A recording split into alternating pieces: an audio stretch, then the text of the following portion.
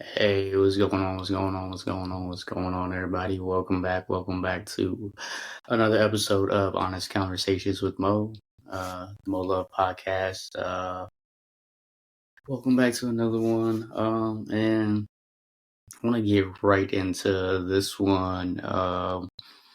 As we open up with this one is uh the ownership of one's luminosity, and what I mean by that is kind of how kind of this process of, self-discovery and, kind of personal responsibility that we kind of have for ourselves and, kind of the importance of how we have to uphold our own power and, kind of that insight that we have and the overall influence that we have on this world and allow that to kind of navigate how we kind of move through the world in the sense of where we're not really dependent on external validation to kind of guide how we move in this world and kind of that self ownership in the sense of where we aren't giving up who we are, whether that's,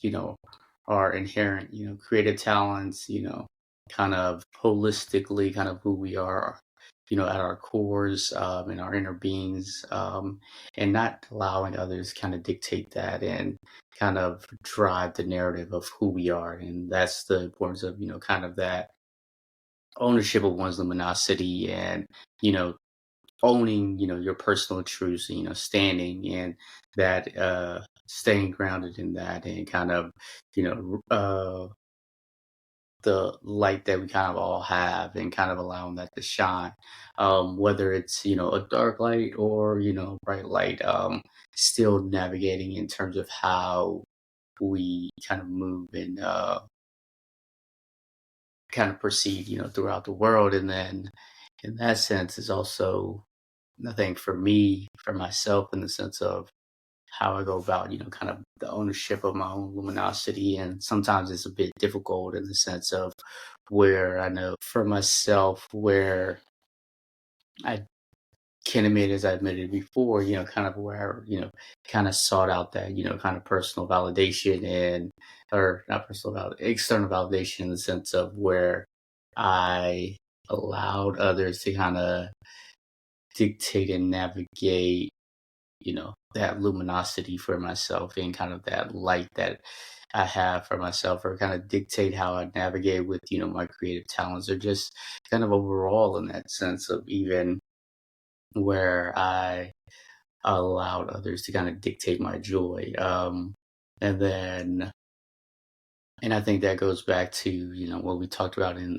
previous episodes in the sense of where that sense of perfectionism, where I became so gung ho on being perfect that it kind of blinded me in the sense of where I wasn't, staying grounded in my personal truth. I was just trying to be so perfect or um, embody that sense of perfectionism that I essentially would require kind of that confirmation from others of like, okay, I did go, or I would go about kind of waiting so long for the right moment that sometimes, obviously, knowing there's never a right moment, but it where things kind of became lost and missed opportunities in that sense as well, um, and then also in the sense of where I often wasn't you know, the man that I needed. And I think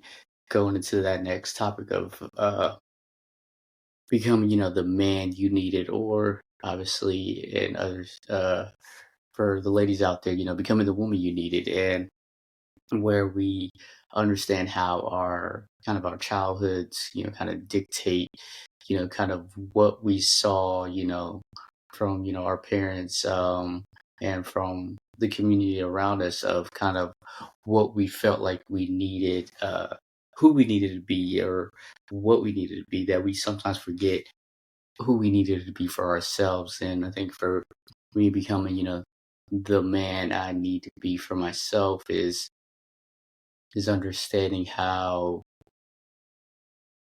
I I understand the power of, being true to myself in the sense of where I'm content with, my imperfections being seen, and not kind of forcing the issue, or kind of, you know, kind of navigating the world in that, that sense of perfectionism, where I'm constantly, seeking out control, and trying to dictate outcomes, where that's not who I need to be. That's not the man, I need, and kind of becoming the man that I need is knowing that as I continue to cultivate this sense of self-awareness of where, all right, where are the things that, I need to let go of, or uh, the things of not feeling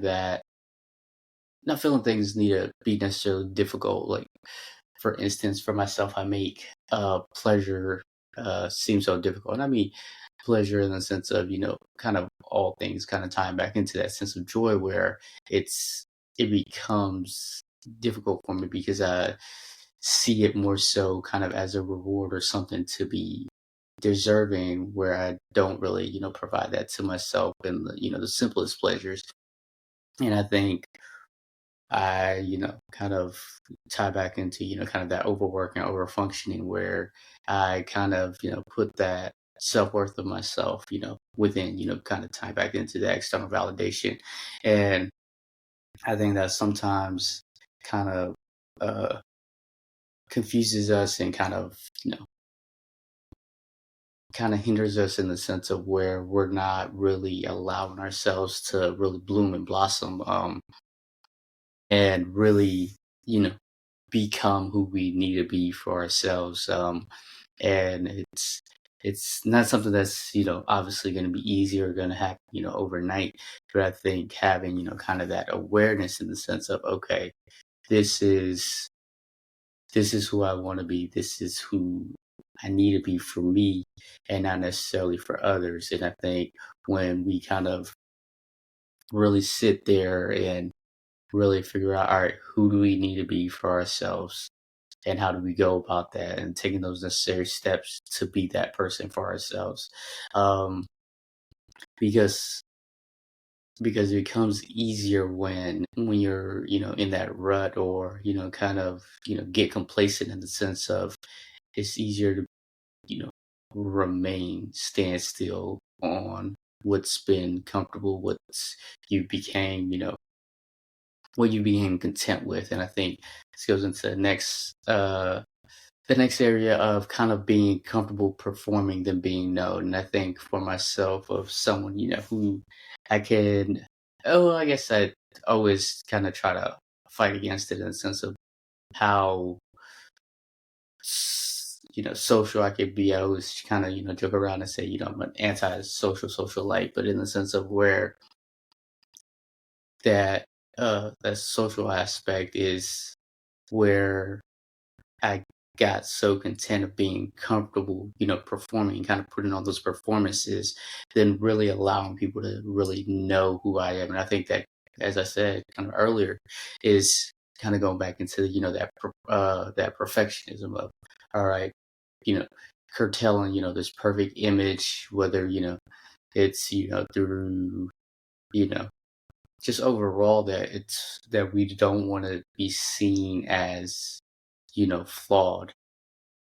And I think for me, I got so comfortable performing that it was so easy, and it became uh, such an easy task for me in terms of keeping people at arm's length, that it it really, devalued and diluted, the relationships that I had, and really wasn't able to build, true connections, because of, that fear of being seen, of being vulnerable, and where the comfortability of performance became the norm, where that was just a matter of, getting through the day, then, being known, and, being seen as imperfect, and being seen as, a flawed human being that, makes mistakes, and, and is trying to learn to grow each and every day, that became harder. And I think, constantly working through that, and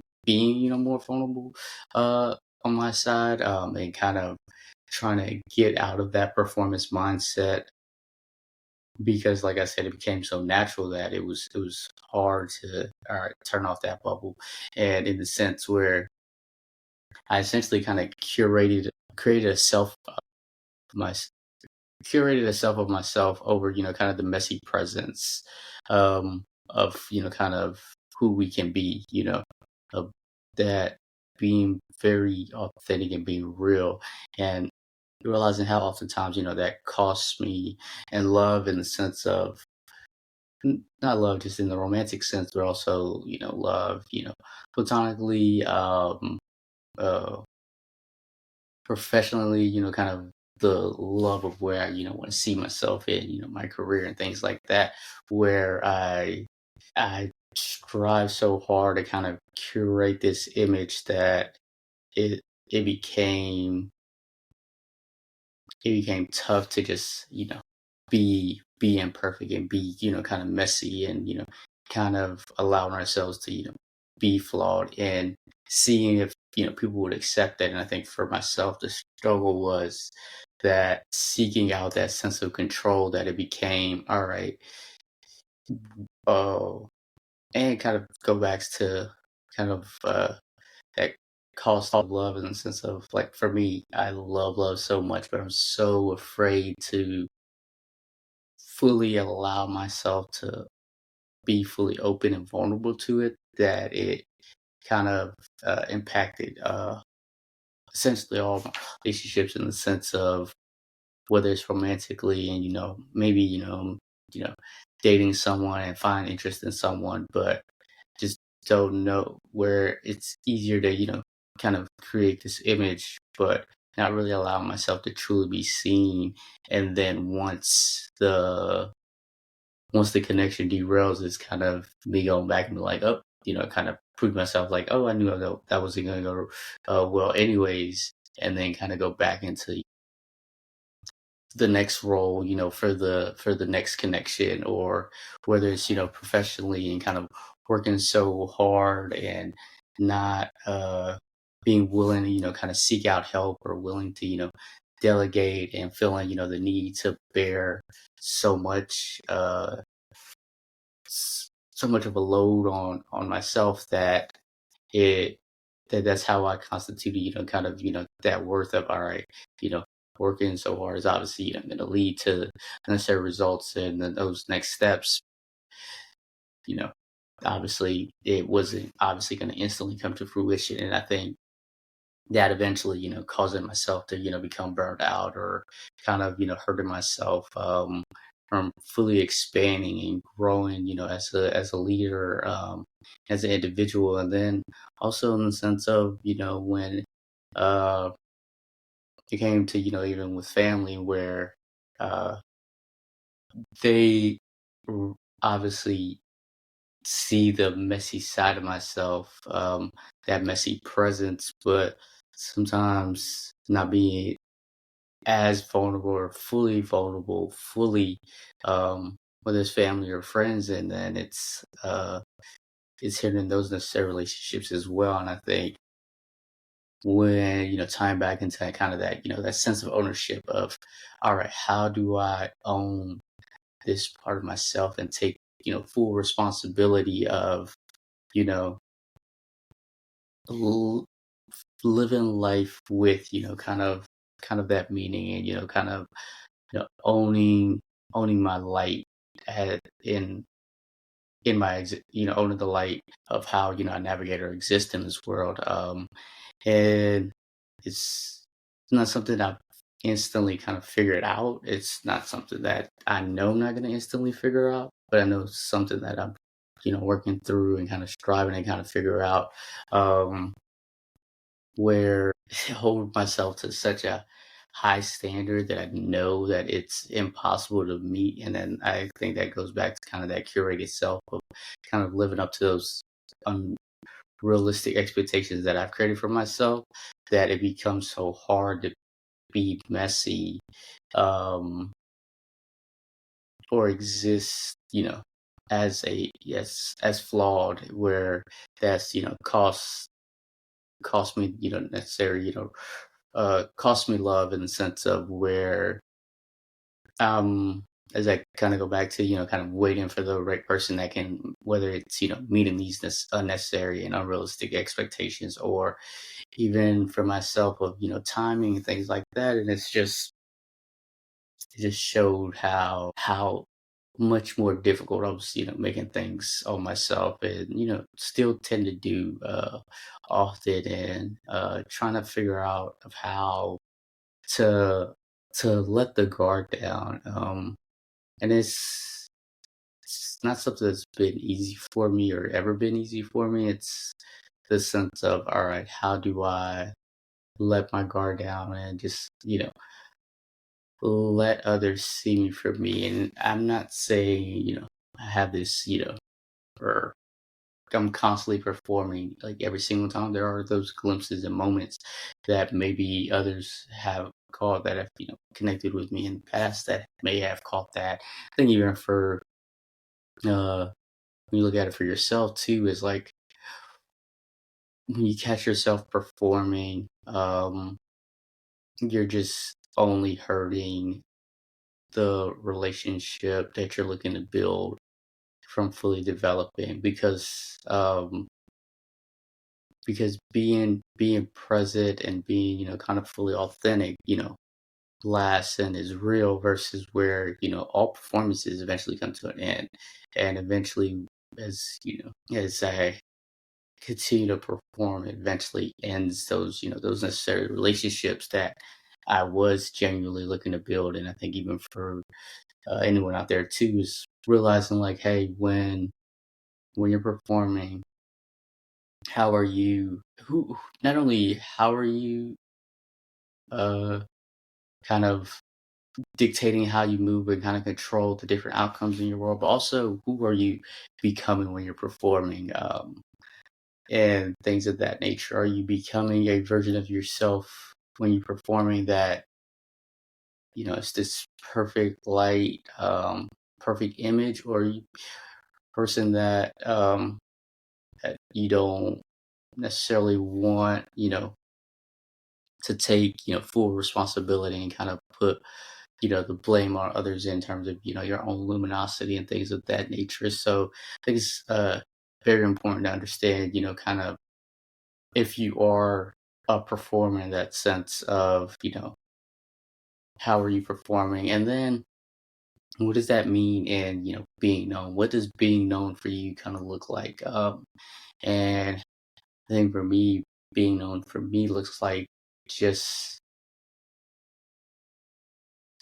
knowing that all my, my greatest strengths and my greatest, abilities don't require, kind of that validation from others, that I've provided to others to kind of confirm for me.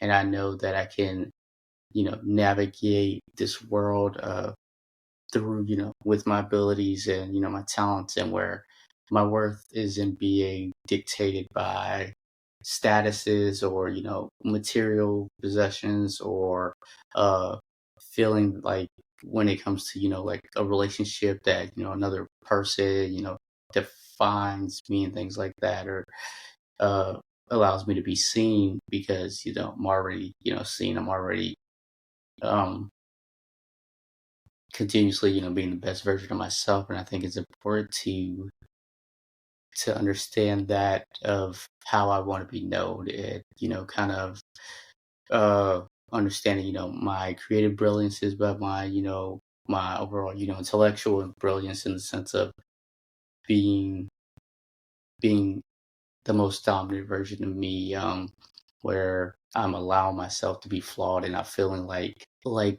pleasure is something that is undeserving for me, and that it's something that I have to work so hard for, that it's something, I can easily grant to myself. And then also in the sense of just being, because I became content, of course, with my flaws, but I think allowing myself to be content with my flaws in the world, and not feeling like, constantly judged, or constantly uh, you know, not being enough for others because it's not dependent on others to see me as enough. That's up to me day in and day out. So I think those are just the things of how I kind of, not only want to be known, but how do I, you know, as I say, kind of take, come off the stage, the acting stage of, the performances and just fully navigate in the messy parts of who I am. And then from there, want to jump into, of course, as we know what's going on right now in the world of sports, the WNBA Finals. Earlier today, the Aces went up 2-0 on the Phoenix Mercury, where Jackie Young and Asia Wilson had 62 combined points. Just recently ended the game, but looking like the Aces are cooking and rolling. Obviously, game one was a tough one, 89-86. Game two was a runaway for the Aces. And I remember I was telling someone, I think my prediction was, what was it? It was game six, Aces and six. And I think, I don't know, I feel like how the Aces are hooping, I feel like this has been a solid matchup for the Aces in comparison to obviously the tough series that went down to 5 against the Fever, and then obviously um, a tough one against Seattle as well, in the sense of, the quicker guards, Kelsey Mitchell, Skylar Diggins, and now obviously AT's obviously a tough one herself, but I think it's a more formidable matchup for the Aces. I'm thinking might still stick to 6, but I think I'm gonna go 5 Aces and 5. And obviously from the Aces, at the midway point, being 500 and then going on that 16-game winning streak and, continue to hoop into the playoffs. Another thing I want to get into is obviously as the WNBA season kind of winds down, the controversial comments by Nafisa Collier to Commissioner Kathy Engelbert, whatever her, we don't care about Kathy, but the comments toward Kathy and her. In my opinion, I feel like Kathy should step down at this point. I mean, do the right thing. The league's heading into CBA negotiations in not October. I want to say November. Or I think it is October. As soon as the season ends. Well, we are in October, but I think November. Whenever the negotiation starts, I think as soon as the season ends, CBA negotiations begin. Obviously. Yeah, it's going to be interesting. Obviously, you got expansion teams coming in Toronto. You got more coming in around the corner, and I think just to ensure the momentum of the league and just knowing that these women deserve to get paid. Just in terms of revenue that they've accumulated for the WNBA and NBA, and just understanding, hey, pay the players, and it's going to be interesting as we continue on with the CBA negotiations, and as it continues to build, it's going to be interesting. Do we see a lockout? Maybe, maybe not, but it'll definitely be interesting. It'll be something that'll be interesting for sure. But back to the WNBA Finals. And just the playoffs overall, it's been a fun playoffs. I think Indiana is going to be solid moving forward.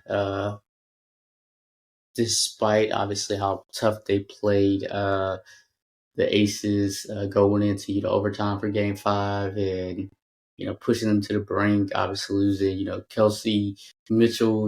I want to say it was the third quarter. I forget exactly when her injury happened, but losing Kelsey Mitchell for the rest of that game. Obviously, Aaliyah Boston fouling out. Obviously, they didn't have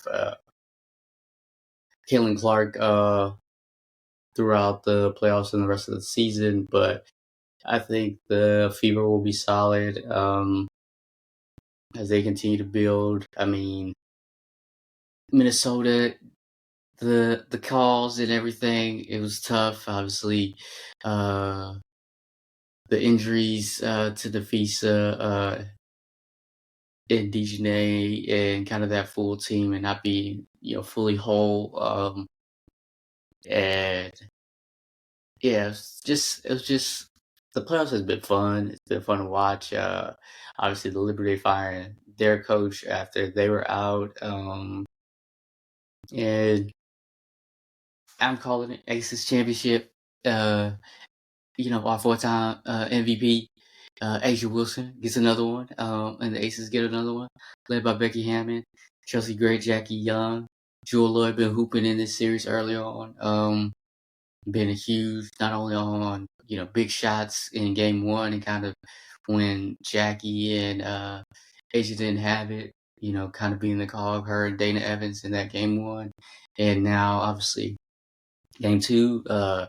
Jackie and Asia were cooking. Chelsea Gray continues to ball out. And yeah, I think it's the Aces in five. I just don't think Phoenix has enough. Obviously, Kalia's been doing her thing, balling out. I think she had 19 game one, 23, 25 game two. Two's been struggling, but obviously, getting her buckets, but just overall, missing big shots and, the usual advantage that Aaliyah Tom usually hasn't been working in her favor this series. Obviously, the Aces being able to not only put, Alyssa Smith, Gustafsson, Asia Wilson, but also the quick hands of Chelsea Gray, Jackie Young, and Jewel Lloyd, and just being able to throw constant bodies at Alyssa Thomas is been tough for them. So it's gonna be. I think it's just Aces, another Aces one. But yeah, and then jumping into week 3 and week 4 of the NFL regular season.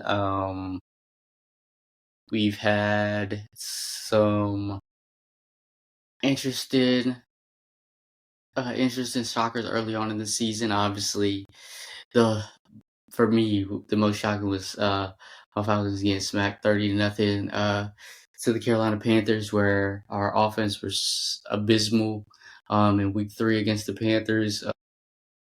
And luckily, we bounced back week 4 against the Commanders. Offense and Michael Penix, MPX were back in full force, and being able to bounce back and drop 34 against the Commanders, because we just let our defense down in that game against the Panthers, where our defense obviously did as much as they could, because we outscored, or we not obviously not outscored, but outgained the Panthers throughout that game. I think it was, and I think the stat was heading into week 4 was that we were outgaining majority of our opponents, and obviously at that time we were 1-2 heading into to our week 4 matchup against the Commanders, which is showing like the kinks are being figured out by the team. Our defense has been playing lights out. The youngin Xavier Watts picks, three picks so far early in the season.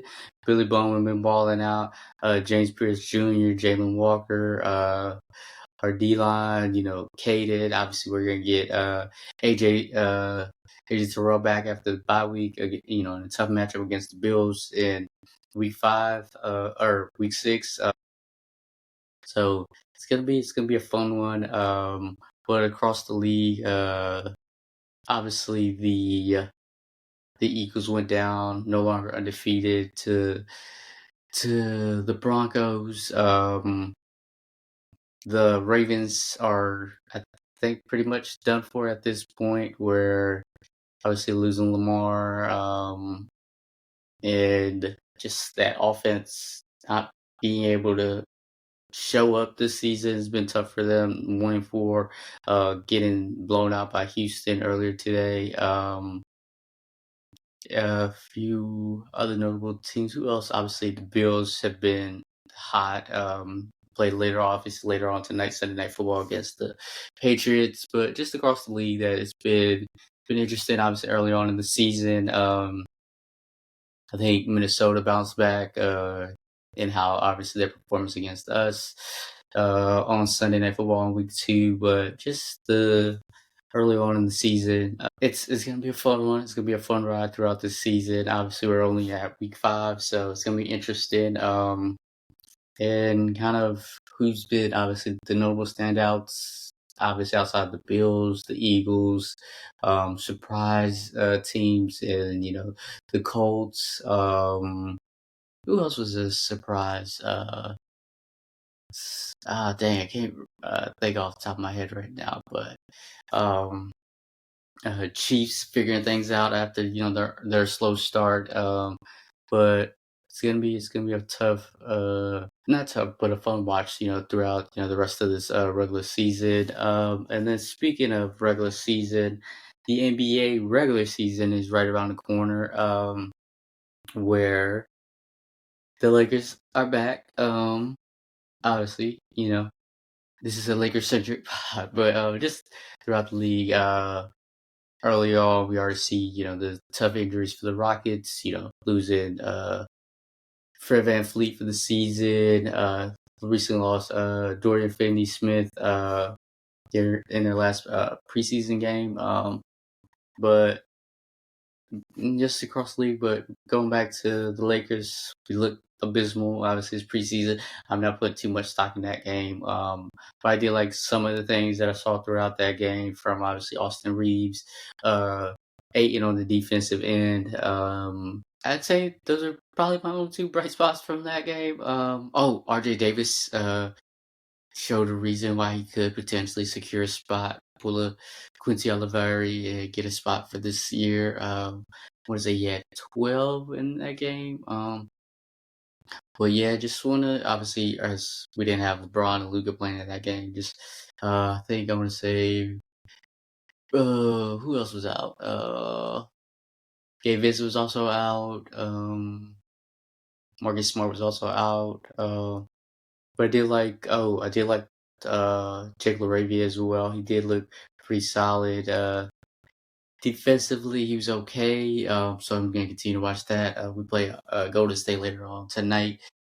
Game 2 of the 2 of 6 of the preseason. But yeah, it's gonna be. I'm excited for my Lakers in this upcoming season. October 21st, right around the corner. So really excited for that. And then, of course, jumping into the top 4, my favorite album thus far. I don't know if I've really had a favorite album. Honestly, it's been a while since I had a favorite album, or really just the album that I've been consistent listening to. Swag. Swag 1 and 2 by Justin Bieber. I will say those were very, very solid albums. I did like that. Heat the Streets by Elamine was solid. There was a couple other ones, but really listen to, a bunch of different sounds, really, kind of my heavily mixed or heavily rotation playlist on Apple Music, and then just a bunch of, new albums that I've been adding uh, to the rotation of late and just kind of listening to those as well. But I'll say the standout has probably been, Swag 1 and 2 by Justin Bieber so far as favorite albums. And then favorite show to watch currently. What have I been watching currently? Obviously finished Dexter since the last time. I finished all the Dexters. Dexter was incredible. All of them from Dexter New Blood, Dexter Original Sin, the original Dexter, and Dexter Resurrection. All were heat. Some the timing, I want to say it was New Blood. I didn't like it a little bit. The acting on Original Sin, or the casting on Original Sin, was fire to kind of have the prequel, and it was a solid casting of similar characters to the original character, or to casting of the original cast. Was great as well. And then Resurrection. It just reminded me of the original Dexter, and it was uh, fire. And getting back to kind of that true Dexter getting back into his true bag, that was good to see again. And what else? Been watching Task. Wild Cards is a good show. Definitely tap into that. Chad Powers is real good. I started that. What else have I been watching? I'm ready. Uh, Obviously, it's the fall, so fall shows to come back. So excited for that. And then what do I currently have going on? This try to head out to Chi-Town. Big work trip. So excited for that, and just getting back into getting back on the road, and kind of making things happen there. And kind of, as I said, looking forward to um just continuing to kind of figure out, and kind of tapping into my own luminosity of who I am, and at the core my being, and how do I shine my light on the world, and really you know step my foot off the stage, in that sense of allowing myself to kind of be fully seen. And then as I said, kind of these work trips that I have coming up the next few weeks, and just not only work trips but a few personal trips for the month of October as well, and enjoying those, and then just continue to see how I grow, and continue to evolve within these uh these next few weeks, and day by day, and things of that nature. But just becoming a better version of myself, day in and day out. And as always, of course, appreciate y'all listening to my rambles, and just tuning in as always. And yeah, until the next time. Peace.